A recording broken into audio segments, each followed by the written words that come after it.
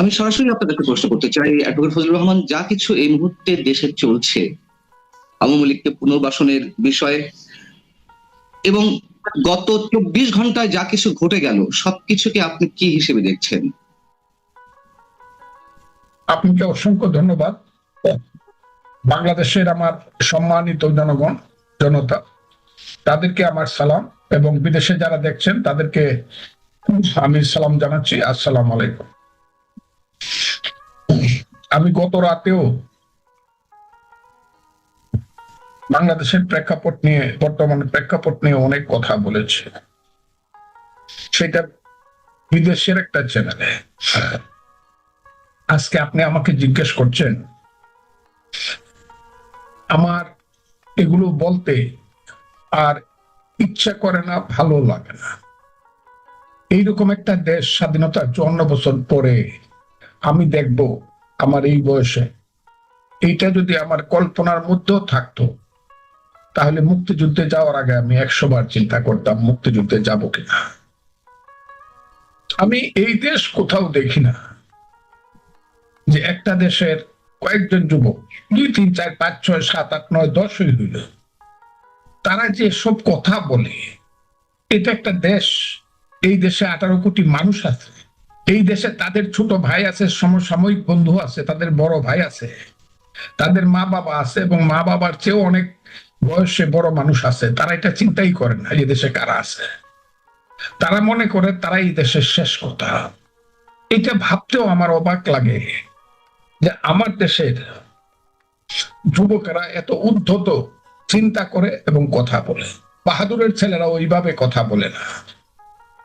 তারা মনে হইতেছে তারা ওই ধরনের বীর বিক্রম, মানিক্য বাহাদুর। কি বলতেছে, ৫ই আগস্টের আন্দোলন যদি আমরা সফল হতে না পারতাম, তাহলে প্রয়োজনে সশস্ত্র যুদ্ধ করতাম। এর আগে ২-৩ জন ছেলে বলেছে কিভাবে তারা পুলিশকে মেরেছে, কিভাবে কি তারা উড়িয়ে দিয়েছে, ইত্যাদি ইত্যাদি। পরশুদিন আরেকবার একজন বলল, তার নাম বোধহয় হাসনাত আব্দুল্লাহ, সে এমন ভাবে ক্যান্টনমেন্টকে চ্যালেঞ্জ করলো, সেনাবাহিনীকে চ্যালেঞ্জ করলো, যদিও সে বলল যে প্রয়োজনে নিজের জীবন দিয়ে দিব। জীবন দিয়ে দিব মানে তো যুদ্ধ করার প্রয়োজন আসবে। তো উনি যুদ্ধ করতে চান কার বিরুদ্ধে? উনারা যুদ্ধ করতে চান কার বিরুদ্ধে? সেই যুদ্ধ করার আকাঙ্ক্ষা বা বাসনা যদি থাকে যে একটা দেশের ক্যান্টনমেন্টের বিরুদ্ধে বা সেনাবাহিনীর বিরুদ্ধে যুদ্ধ করবে, এখানে সেনাবাহিনীর প্রধান তো কোনো ব্যক্তি না, উনি তো একটা ইনস্টিটিউশন। যখন তার বিরুদ্ধে বা যুদ্ধ করার কথা আসবে, তখন তো শুধু সেনাবাহিনী, এটা ওয়াকারুজ্জামানের বিরুদ্ধে একক যুদ্ধ, মল্ল যুদ্ধ না, এটা তো ক্যান্টনমেন্টের বিরুদ্ধে, আমাদের সার্বভৌমত্বের প্রতি সেনাবাহিনীর বিরুদ্ধে যুদ্ধের কথাটা বোঝায়। আজকে এই দেশের সার্বভৌমত্বের প্রতীক সেনাবাহিনী এবং তার প্রধানকে জিজ্ঞাসা করব এবং অনুরোধ করব যে যদি কোনো অবৈধ অস্ত্র থেকে থাকে, যে অস্ত্রের থ্রেট হলো ক্যান্টনমেন্ট এবং বাংলাদেশের সেনাবাহিনী, সেই অস্ত্রগুলো উদ্ধার করতে আপনাদের পদক্ষেপ নেওয়া উচিত কিনা।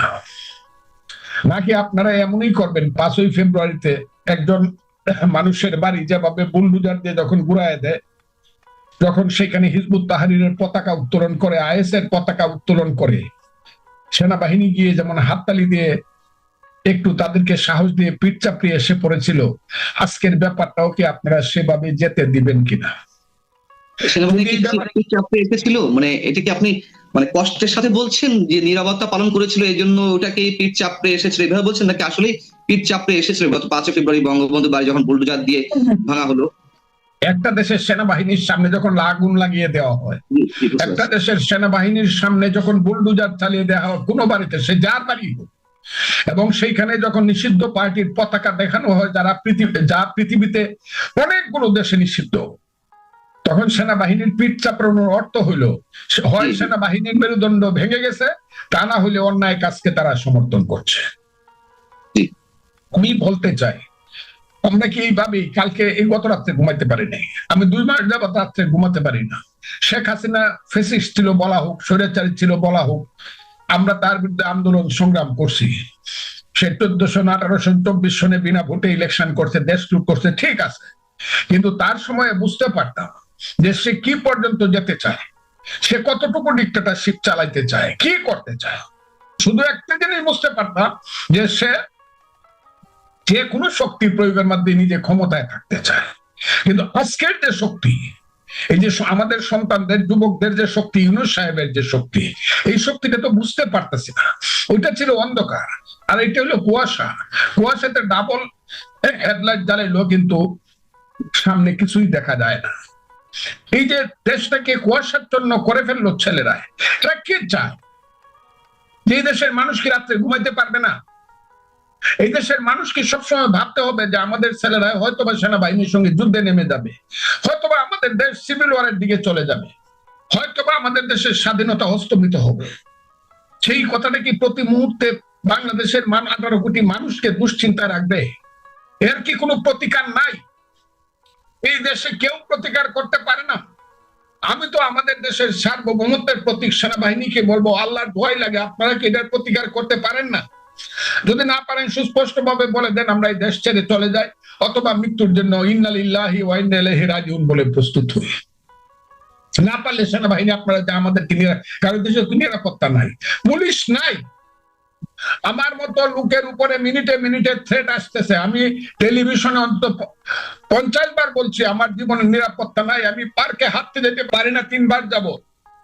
আমি তো দেখি দেশে পুলিশ নাই, এই দেশে প্রশাসন নাই, এই দেশে বিচার বিভাগ নাই।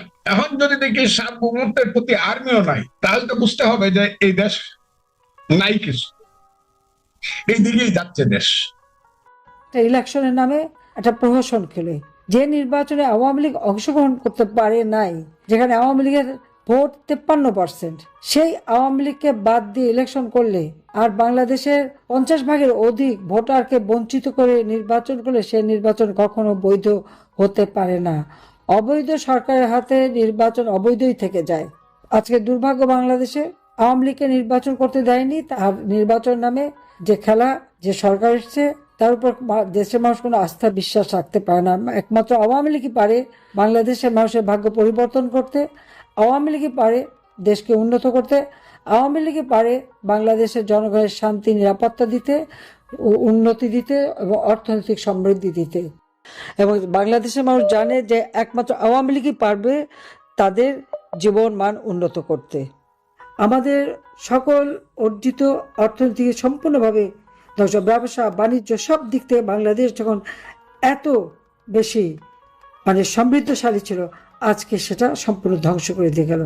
আমার শুধু এটাই দুঃখ লাগে যে দিন রাত অক্লান্ত পরিশ্রম করে এই লাখো শহীদ, যাদের রক্তের বিনিময়ে আমরা স্বাধীনতা পেয়েছি, আমার ভাষা শহীদ, যাদের রক্তের বিনিময়ে আমরা মাতৃভাষায় কথা বলার অধিকার পেয়েছি, আজকে তাদের অবদান সম্পূর্ণভাবে ভুলুণ্ঠিত।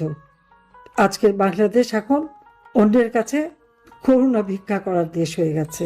এই দেশটিকে ধ্বংসস্তূপে পরিণত করে দিয়ে গেল সে অবৈধভাবে ক্ষমতা দখলকারী, মেটিকুলাস ডিজাইনের মাধ্যমে যার ক্ষমতা আরোহণ, ডক্টর মোহাম্মদ ইউনূস।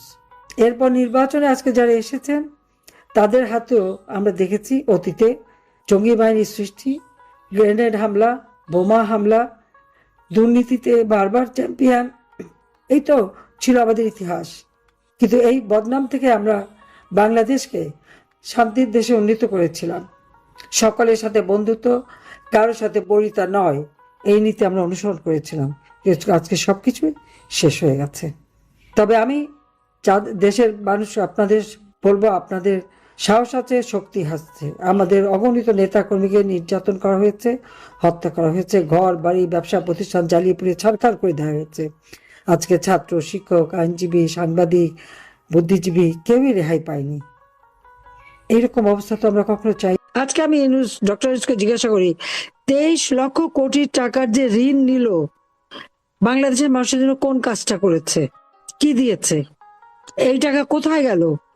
এই ঋণের বোঝা তো বাংলাদেশের মানুষকে বয়ে নিয়ে বেড়াতে হবে। এই ঋণ তো বাংলাদেশ, এই মুহূর্তে যে শিশুটি জন্ম নেবে তার ঘাড়েও এই ঋণের বোঝা চাপালো ডক্টর মোহাম্মদ ইউনূস। আজকে বাংলাদেশের মানুষের কি দুরবস্থা। এই সিলেট, এখানে আন্তর্জাতিক বিমানবন্দর আমি করে দিয়েছি।